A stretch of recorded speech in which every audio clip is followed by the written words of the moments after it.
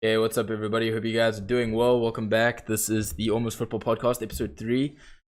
We have Tamila with us as well as Matt. Matt will be joining us for the first time.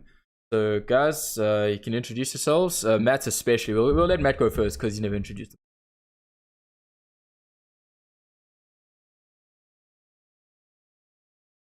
Whoops.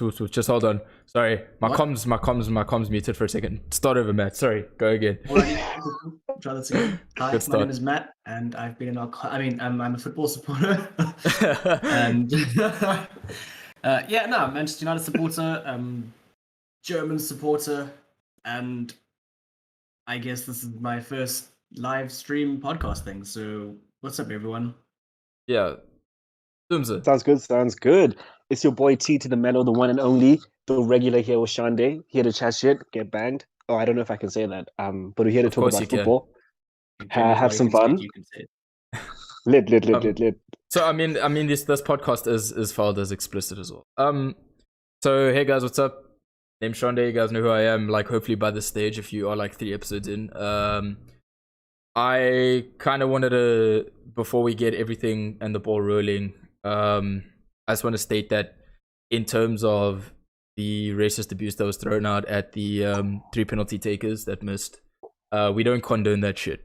We don't condone it in the Fick Fufa community, as small as it is, and we don't condone it on this podcast. It wasn't right. It still isn't right. It never will be right. And I saw like a lot of beautiful messages going out, and a lot of things like the Marcus Rashford mural. I don't know if you guys saw that. That was great. Beyond that, we're not really gonna like touch too much on it for now. That is a chat for another day. Like that's like an hour-long podcast day. It really is. Fair play. Well, that kind of thing deserves the time it would take to speak about. Definitely. So for the time being, we're just gonna state that we don't condone it. And if you guys are upset with us saying this or that about it, then yeah, you are welcome to not listen. Cool. Moving on. So the Euro 2020 final. I want to get you guys' thoughts on it. Matt, again, because you knew, I don't know if you watched it. Did you watch it? I watched parts of it. I was working while it was happening. Okay. It was a good game. What was your overall thoughts on that then? Do you think? Well, I mean, first things first, my father and I were speaking on Saturday evening about how the game was going to go. And I kind of said to him, the only way England's going to win this is if they score early. And then, obviously, Luke Shaw hit a lovely half volley and scored early. And then they sort of just stopped. Yeah, it went tilt, eh? Which was like, almost, like, I don't really know how else to put it. Like, there's like it was an amazing 2 minutes. And then England would it was like there was Southgate's plan. I mean, from the second he sets up with a back 5, we kind of just expected this defensive play. I mean, what else? Like, I don't understand. I thought they were good in periods. I thought they were good for the first 10. I thought the first 10 was good. Yeah, but hey, anyway, Josh, how you doing? Like, obviously, with Italy's dominance in the midfield, that proved the winner in that game, I think, or at least the more dominant force. And ultimately, a scruffy goal for England to concede. Yeah. But obviously, I think it was Bonucci had to be there to. Yeah, no, he did well. You know, when I watched it back, his movement was good. Yeah. And then, I guess I said the extra time was just a bit cagey. Although they did seem to go for it a bit in extra time. Both teams, I could see both of them didn't want it to get to penalties. And then, obviously, with Southgate making a strange decision of only putting Rashford and Sancho on in the last 3 minutes of extra time was just madness. I don't know why those two didn't play. Why they didn't play either the full half an hour or at least the second 15 of that extra time period. It was just. I mean, strange. I said it when they came on that people were like, "Oh, they're coming on for penalties," and I was like, "But they're cold. They're so cold." Exactly, yeah. Marcus Rashford came on as a right back. Yeah, I don't understand. So I'm getting these flashbacks from the Europa League final with United, only putting on I don't think anyway, that's a discussion for another time. But yeah, otherwise the penalties. I mean, Maguire's penalty was insane. It was out of all of the penalties. The net camera. I was worried about his the most. I was like, this guy's not going to score. I was like, why are you putting Maguire up to take a pen? This is so weird. And he smashed it. I was shocked. I was like, shit. Like if Maguire's taking penalties like that, then maybe maybe this is That it. was an insane penalty. Yeah. Like, And no then- one was stopping that. Sorry, yeah. No, not a chance. I mean, Donnarumma and Pickford were just unbelievable. Both of them, like, what's that? 5 penalties saved out of the 10. Yeah, yeah. I mean, that's incredible goalkeeping for both of them. I think Rashford and Sancho, I think they should have scored ultimately. With the 100%. experience and the quality that they've got, they should have scored. I think Rashford looked a little bit nervous stepping up to the plate. I mean, I was watching, because I do this every now and then, the PSG game from I think 2019, and that penalty that he scored right at the end of that game where he just like smashed the ball. He laced it, yeah. He laced it. I don't understand why he doesn't do the same thing there. I feel he's trying to outwit. Like, that's just. I feel trying Rashford to play got too much of a unlucky. Yeah, he got unlucky, but he's also trying to play too much of a tactical game on a penalty spot. Just put the ball in the top left corner, like. Well, I mean, basically what happened was Jadon Sancho stepped up to the plate to basically do exactly the same thing. Well, to do just that. He picked a spot. Jadon Sancho picked a spot, but it was a terrible penalty. It was not a great play. 100%. Yeah, fair. So, I mean, yeah. my overall thoughts on the game, just very quickly, is that I feel England were good for the first 10.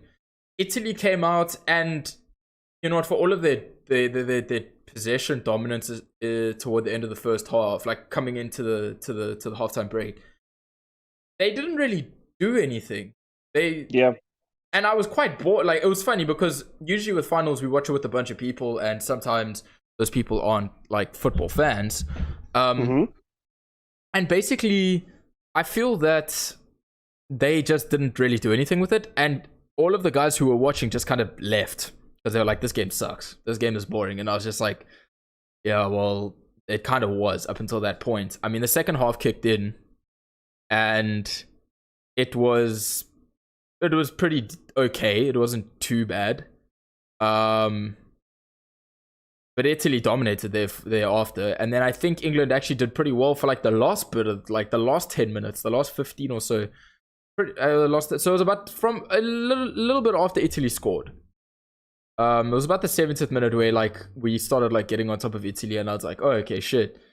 So overall, like I'd say it was like 30-60, or basically what would that be, about 35-65 in terms of like how dominant Italy were. I think like England did have like good chances, and then if you're going into extra time as well, I thought that it was, Matt's right, it was cagey, especially in that first half of extra time. Then he made changes, Southgate, and then England kind of were on top a little bit for the last 15, and then it just didn't really work, which was a shame because I thought maybe England might have been able to grab it right at the end. The big part that I just want to have a chat about, but before I do that, Stimsy, you go, because I have a lot to say about the penalty. No, same. I think the game didn't really have much to it. Hey, did it? I mean, the goal from Shaw was great. Bonucci, again, like we've talked about. I think on the balance of play, I think that was fair. I don't think Italy really threatened Pickford a lot. I mean, he had that one save down to his left. He actually did save the initial shot for the goal. He was unlucky that it rebounded off the post the way it did. But like, the reason why I think they didn't threaten that much is because I think, correct me if I'm wrong, and I could be very wrong here, but I remember watching a couple of Italy's games leading up to the final. Like, I think especially the knockout phases, and they just kind of usually scored a wonder goal and then defended. Like, I remember Chiesa scored like this one long range shot and then they defended. So what happened in the final? I think toward the end of the game they were 80-20% for the ball. Yeah, probably. Fair. Around there. So like what happened, I think, for me is that wonder strike wasn't happening for them. Yeah. Chiesa had a couple of shots all wide, looking for a wonder strike. It didn't happen. And they don't have anyone that kind of occupies like a center forward role or someone who makes runs like that. So that's why the goal had to be scored by Bonucci. But at the same time, it's like, I don't know. I have a lot to chat about with the penalties. The game itself was boring. The first 10 minutes were great. Luke Shaw had a great game. Maybe I'm a Luke Shaw fanboy, but that man had a fantastic game. Kept the ball well, distributed well, gave in great crosses. And the only good cross that Kieran Trippier gave in was the one that Luke Shaw scored off. And after that, it was like, the crosses were either too far forward and it just wasn't quality. Yeah. But at that point, I think the game kind of lost its zest. Yeah. I think they only had one shot on target over the 120 minutes. If I'm not mistaken. If I'm not mistaken, I might be wrong about that. In that range, though. Yeah. Let me bring something up, for both of you guys to let's have a chat about this. Everybody's talking about how Gareth Southgate should never have sent Saka up to take that penalty, because in the end of the day, Gareth Southgate is the one choosing the penalty takers, and the penalty takers can only say, yes, I'm ready to take a penalty if they need to take a pen, which is fine. I disagree when people say that they shouldn't have sent Saka up because he's this inexperienced 19-year-old kid. Well, for me, if you're good enough, you're old enough. And I understand it's a high stakes pressure situation, but this is his livelihood. He's a footballer. He's taken penalties in his life before. I understand he's never taken a penalty for Arsenal. Mm-hmm. But in the end of the day, if he didn't want to take the pen, he should have just said no. Which I'm sure he didn't, because he wants to take a penalty for his country, and he has every right to do so. So I hear everybody what they said about sending Saka to take the penalty and everything. I get that, but it's only going to make him stronger in the end of the day, or at least I hope it will. But at the same time, I think it's mentally going to fuck him. Saka more than anyone. Look, like I watched back. Rashford missed the pen. It is what it is. I still feel like Rashford he got unlucky, but that's sport. That's what happens. Sancho's penalty was a shocker. And he walked back to the center circle. Pickford made the save. Pickford actually did really, really well. He really did, yeah. And then Saka had his penalty save. Cool. I watched that video that somebody took in the stands about like how all the Italy fans were literally running to Donnarumma. Bro, who are they running past? Not running past the England team. They are running past Saka. Celebrating, like just shouting, celebrate. Like that shit sticks with you. And England have this thing of mentally breaking young players at a young age. Yeah, that's all I really have to say about it. I just think I disagree when people say like that Saka shouldn't have taken the penalty. If he wanted to take the penalty, then he is well entitled to do so. You know, if Southgate had Saka as a penalty taker ahead of Sterling or Grealish or whatever, because everybody was lambasting Grealish, and Grealish came out and said, I said yes. Grealish said, I said yes to taking a penalty, but I was not the 5th penalty taker. I was the 6th penalty taker. Straight up. But so my thing is, right? I don't know, and I'm not. Maybe this is a hot take, and maybe like we can have like a healthy disagreement here. But Gareth Southgate picks who takes the penalties. I get that. If you're looking at that England team, right, there are tons of players that have experience, 100%. more experience than Saka. And I'm not saying that Saka shouldn't have taken a penalty. That's not what I'm saying. I'm saying if you know you're going to like a penalty shootout, pick your best 5. I'm not saying that like the Saka isn't the best, but it's not just about technical ability. It's about experience as well. You know what I mean? I think they go hand in hand. So should he have like? I don't know if he should have been a bit like put in that position, not because he doesn't have the skill to actually like to follow through with that task. That's not the contention. The contention is whether or not he has the experience. If you have a person like Jordan Henderson, who's been in like difficult positions, but they took him off. They took Jordan Henderson off. Like Jack Grealish, yeah, definitely. Jack Grealish. Let me actually look at the starting 11 again. Everybody looked at Sterling. If you look at Sterling, like Kane scored his. They put on, you take Rashford. See, what I think what he was trying to do was trying to get a couple of the iffy ones out the way. But the thing is, he obviously, I mean, look, when he chose his 5, he obviously thought that if it goes to them taking the last kick, that there wouldn't be too much pressure on Saka in order to like convert, and then if it went to a sudden death, then you have your more experienced takers ahead of their weaker penalty takers, if that makes sense. But in the end of the day, that's the tactic he chose. Matt, like Matt, would you choose your best 5 penalty takers? Like, I think I've got to agree with Chamelo on that, saying that when it comes to a European Championship final, like ultimately quality maybe does have to take a back step to experience, because if you look at Maguire and Kane and Rashford, like your first three penalty takers, you're expecting all three of them to score.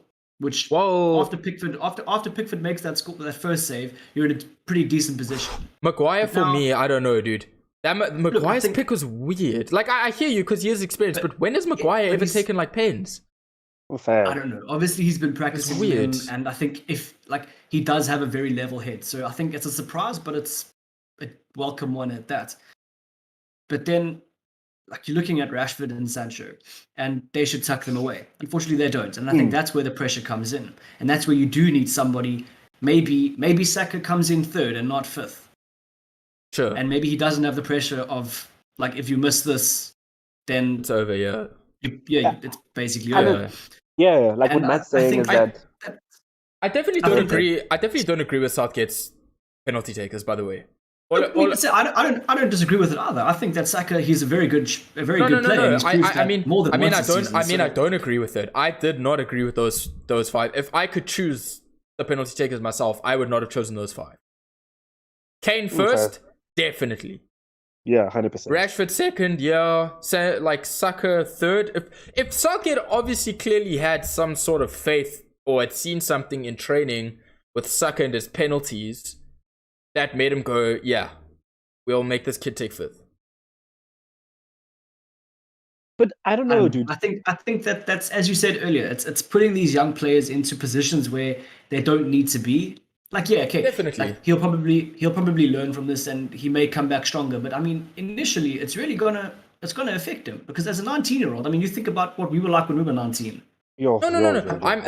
Little things disturb you, and like, it's like I mentioned. I mean, I love Saka actually right now. He's probably my favorite Arsenal player after this tournament, after what I saw from him. I mean, as Josh said, the thing is he's gonna go away and learn from his mistakes. I hope so. Because I don't know. Because this could mentally fuck Rashford, Saka, and Sancho. Yeah. Or two of the three, or one of the three, or whatever. But I'm really worried about Saka. Like, you have no idea. I sat on Tuesday evening after the game, and I was like, Monday evening after the game, and I was like, holy hell, I hope this kid is going to be okay.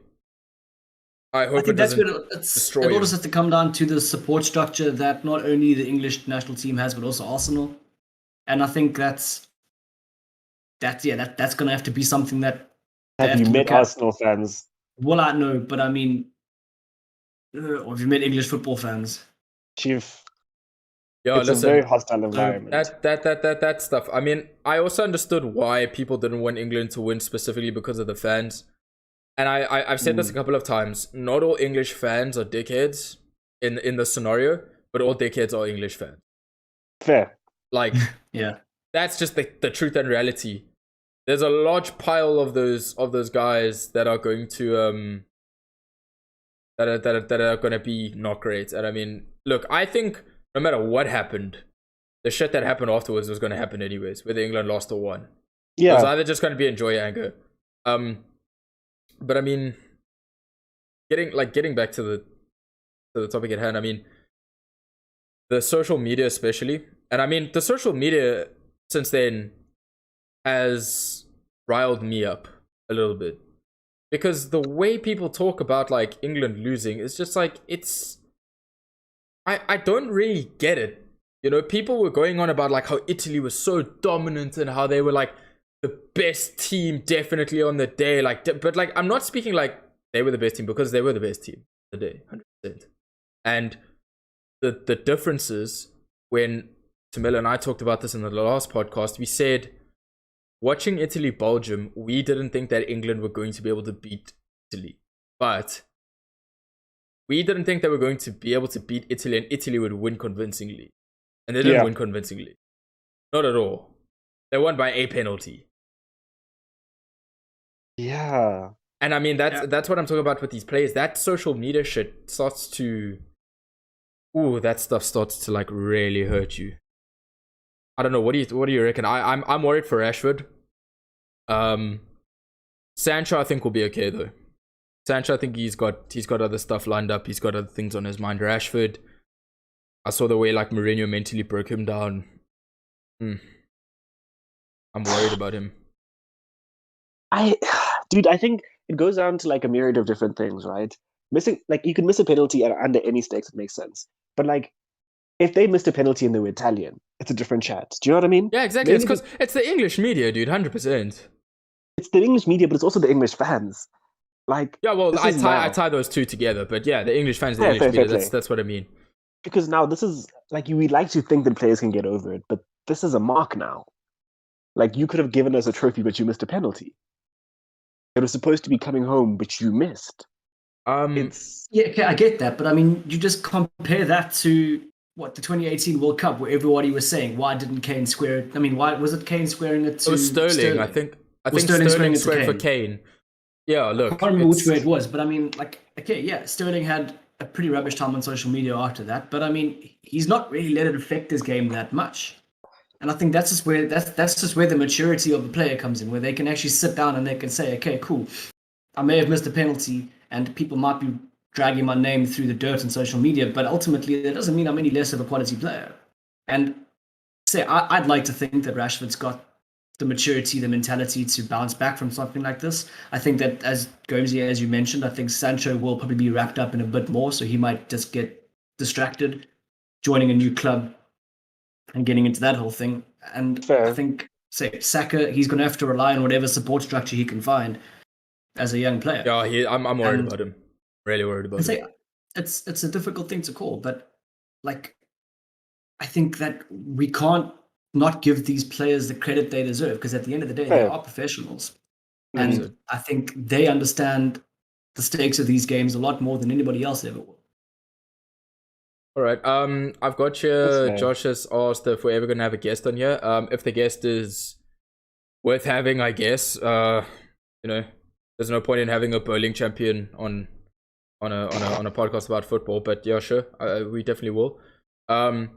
And then he said that apparently Rashford hasn't had the best of months. Apparently him and his girlfriend split up not too long ago, and that was an 8-year relationship or something like that. I'm not too sure how true that is, but Rashford even stated on social media that he's struggled a little bit, especially like the season. He said he didn't have a great season, which I don't really understand, because I thought he did pretty well this last season. I mean, I know he got injured, but I thought he actually had an okay season. I thought like he did good, bro. Like, he had double digits goals in the Prem. Yeah, very good numbers. He was the best player behind Bruno Fernandes. I mean, they fed off each other really well. So I'm not really too sure about that. Even so, like, I mean, like you saying that, and I mean, just think about, I think it was I think it may have been the Fulham game or something. I can't remember, but one of the games last season, we're literally like half an hour into the game, and both Bruno and Marcus they just both looked so fatigued.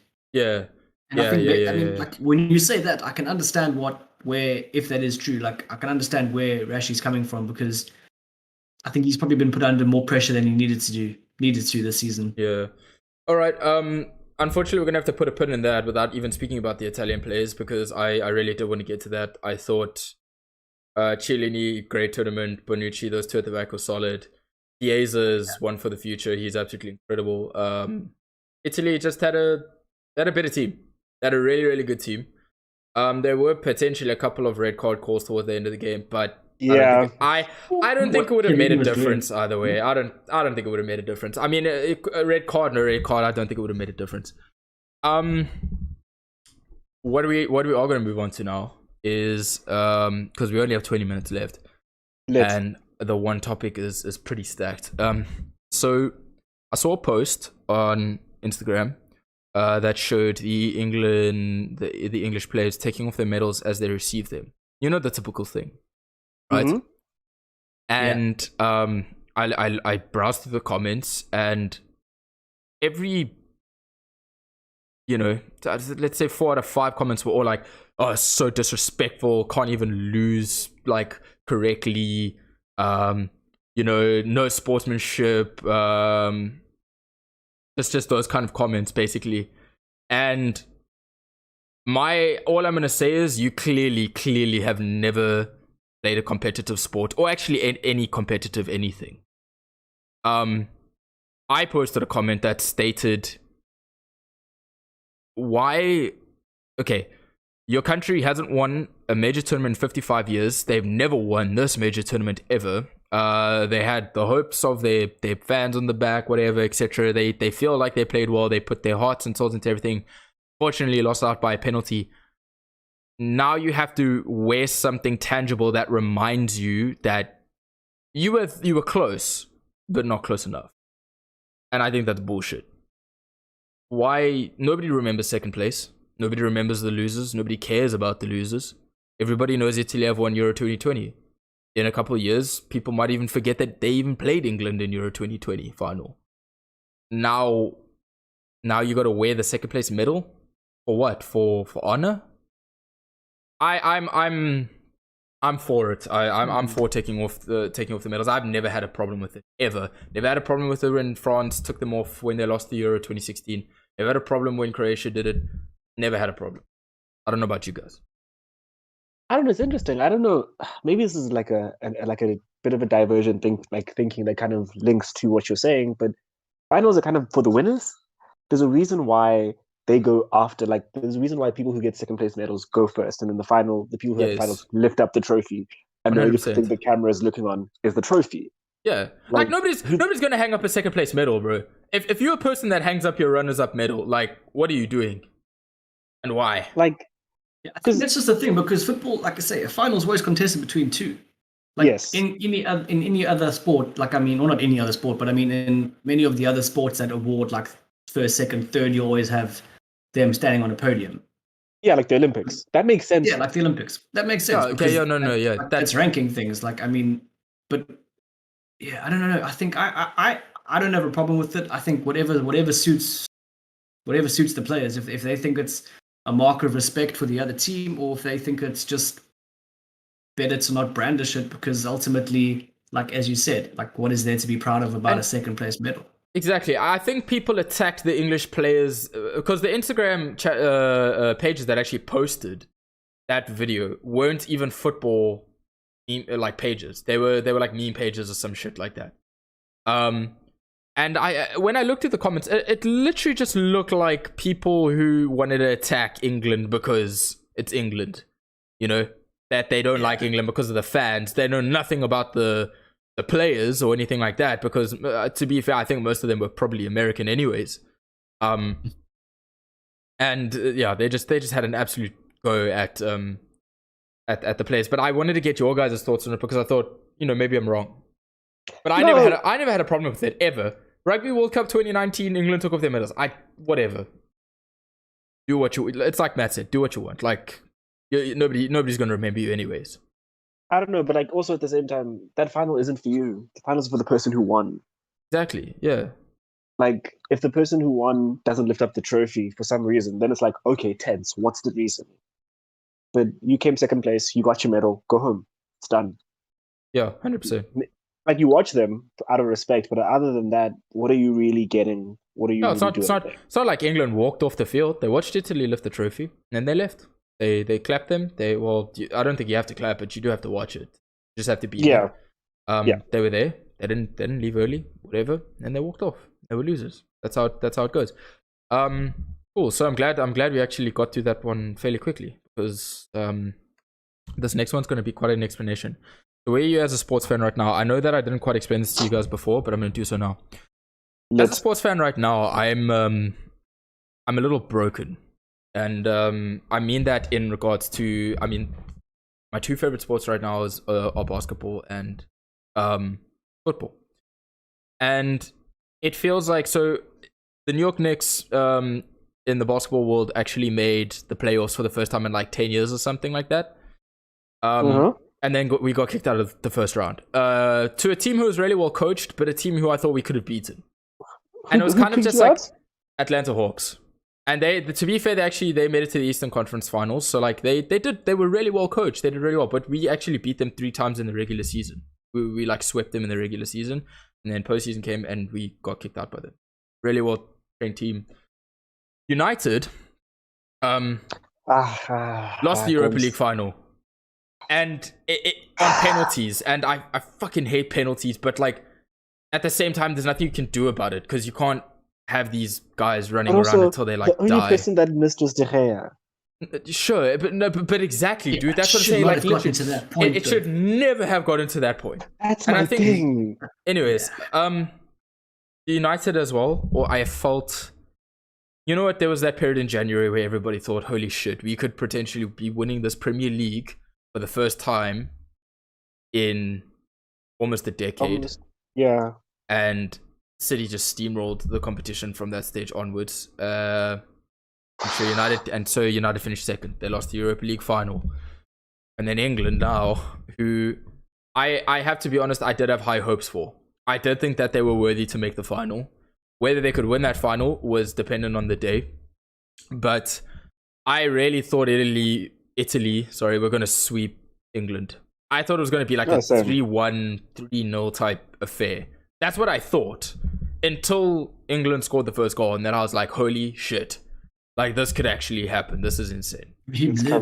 So what I mean is where I am at as a sports fan right now is like, I am actually at the stage where I am very, very just tired. Not tired. I'm just beat. And it's just, you come so close all the time with these teams that I'm supporting, and it's just not good enough. It's good. You've done well compared to potentially where you were and where you are now, and the expectation levels at a certain point, and you get so close and not good enough. It's just not good enough. Like, you were close. You were there. You had it. You were second. Not good enough. You were in the final. You lost in penalties. Not good enough for both sides. We made it to the playoffs. Round 1. Swept. Not good enough. Like, it's just...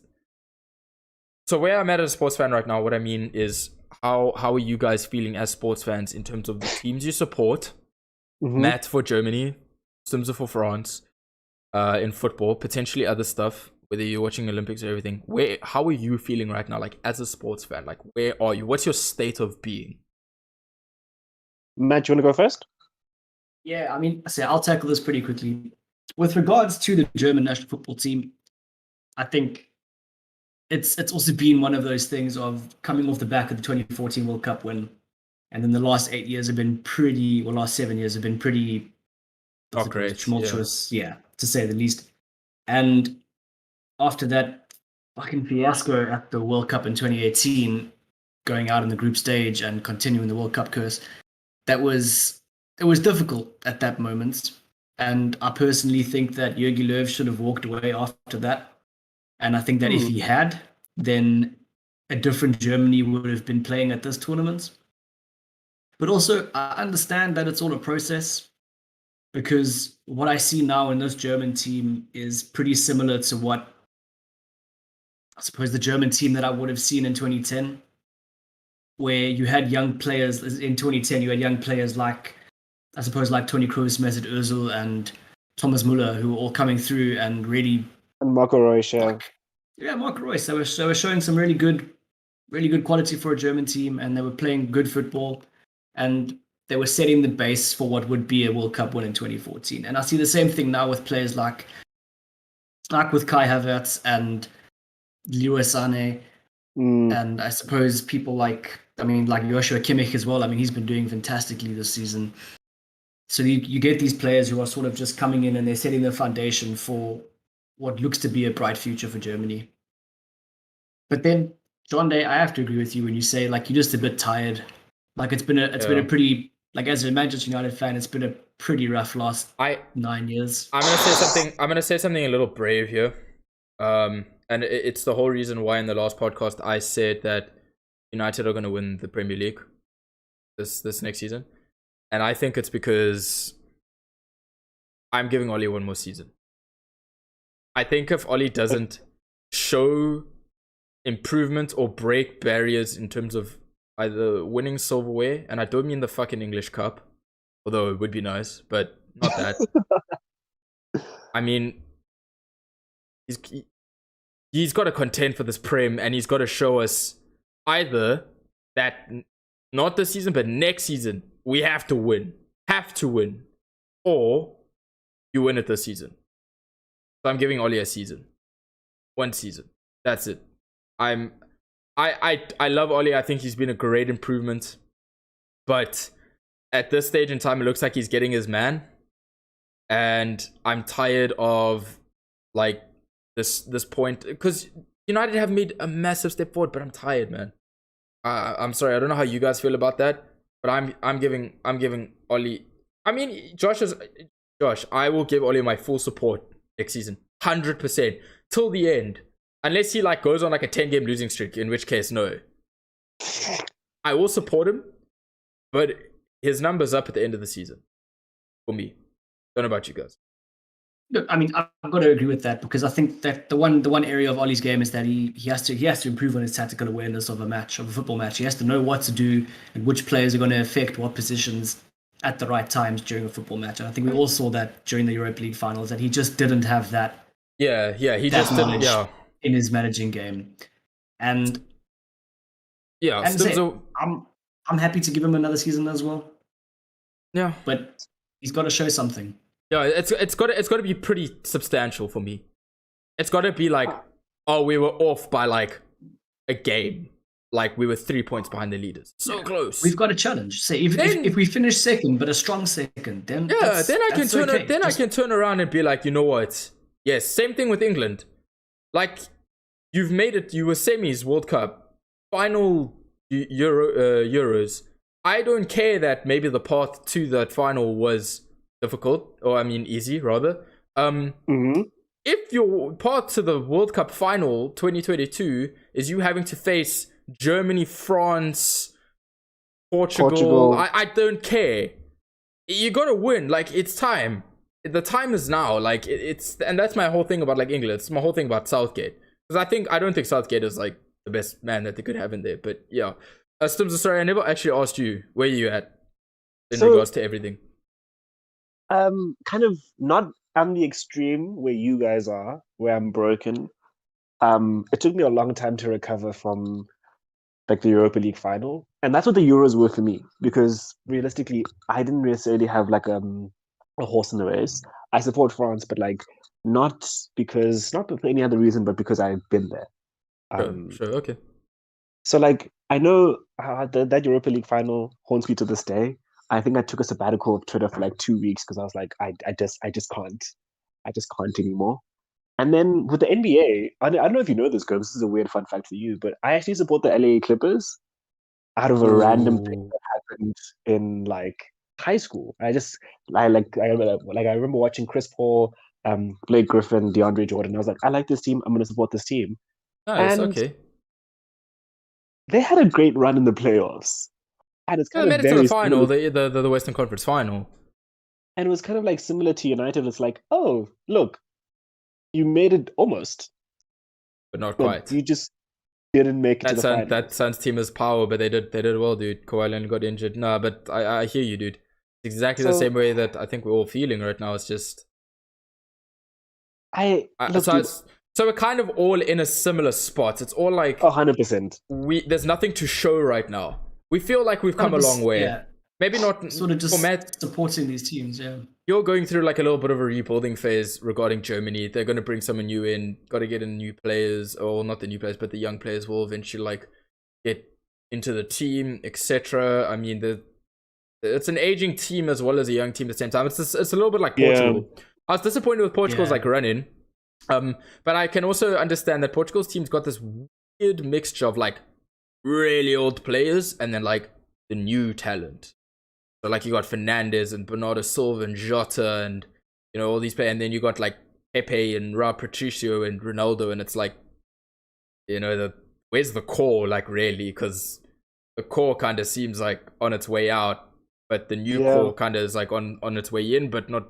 It's kind of like neither here nor there. Established yet, yeah. Yeah. Cool. Well, we have 7 minutes left. Unless you guys want to say anything more on that. And we're going to go at Ballon d'Or candidates. And I'm going to tell you the reason why I came up with this topic. And the reason being is that I saw a whole lot of fans on Facebook after Messi won the Copper stating that Messi is a shoo-in to win the Ballon d'Or. Like he is the deserved winner of this Ballon d'Or. He should win it. and anything else is incorrect. And I was just like, you guys are fucking clowning. Like, you're actually clowning. You know, it was just a messy fan. And I'm not saying this because like I maybe prefer Ronaldo or whatever. I am very well aware of how good Messi is and where he's been and how far he took Argentina in the Copa, because he honestly dominated every stat of that competition. But you don't win the Ballon d'Or for like one competition. You have to be there, like there.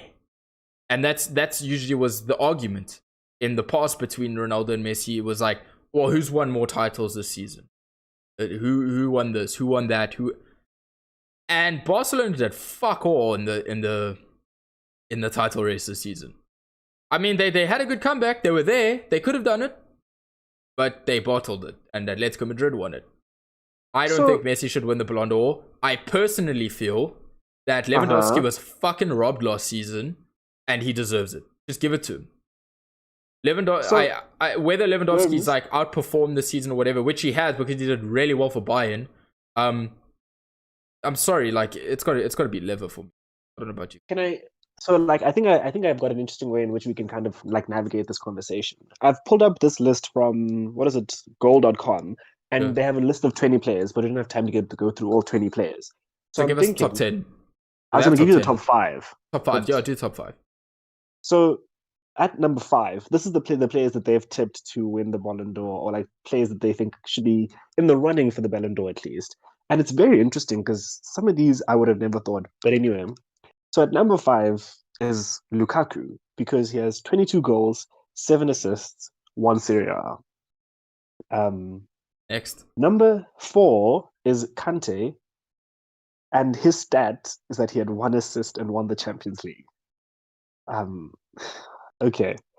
Anyway, number 3 is Jorginho, 5 goals, 2 assists, 1 Euro, won the Champions League. Jorginho, yeah. Hey? It's got to be for it off. Sorry. Okay. And then Lewandowski's number 2, like Lewandowski's second, because 34 goals, 4 assists, won the Bundesliga, Club World Cup. Also, didn't he break that German record? He did, yeah. Yep. Then number 1, they've got tipped as Messi, because Lewandowski had 34 goals, Messi had 33 goals, 14 assists, won the Copa America, and won the Copa del Rey. Lewandowski. I mean, yeah, Gomsi, if I can offer my opinion on this, like, I've got to agree with you. I think Lewandowski's got to win it, just because they robbed him last season. This season there was no standout team in Europe. There was no team that won everything. Like Bayern, Bayern Munich won the Bundesliga, but Dortmund won the Deutsche Pokal. Like City won they won the League Cup and the Premier League. Yeah. And then Chelsea won the Champions League.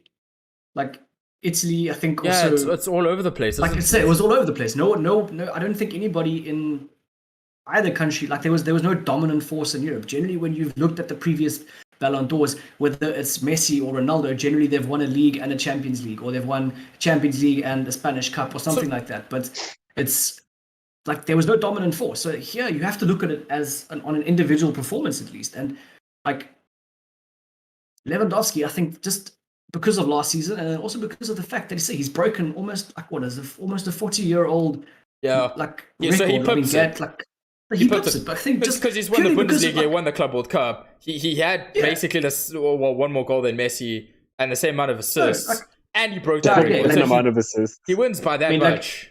But listening to those things, I mean, like the record that he broke was Gerd Muller's 40-goal record on the season. So he's got more goals than Messi, if we're going to say that. He scored 41 goals in the Bundesliga alone. That's just the Bundesliga. Yeah, no, I'm sorry. I think people are clowning.